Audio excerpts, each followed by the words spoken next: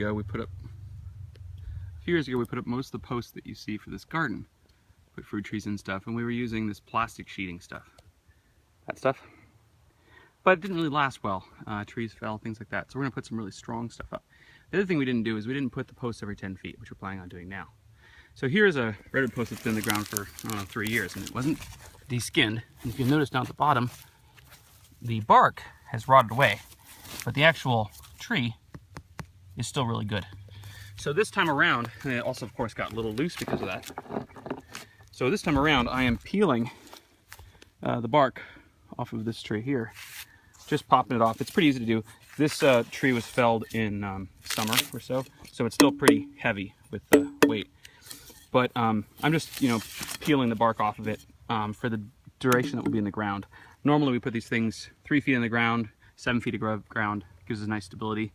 This one will be a middle post, and it's only 9 feet, so I'm only doing 2.5 feet in the ground.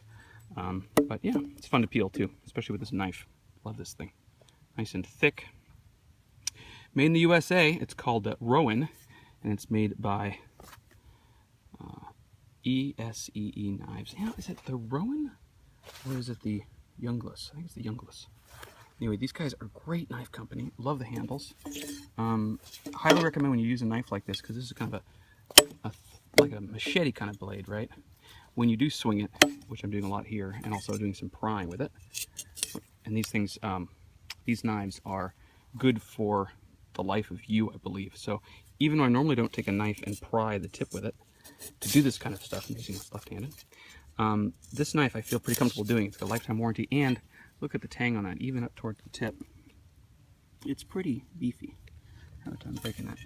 And also, if I do break the tip, I'm not that upset, because a tip on a knife is rarely used from my perspective, except for maybe stabbing. So I wouldn't mind even a chisel tip on this. So if I did snap the tip of it, I would probably sharpen off to a chisel point and probably use this knife for this kind of thing more often. The other thing is, anyway, you use a knife like this, I'm always using it with a glove, right? And when I'm swinging a lot, I'll throw this my hand through that, so that if it does slip out of my hand, it doesn't fly off and stab one of my children or my dog or something. So yeah, that's the project we're working on today.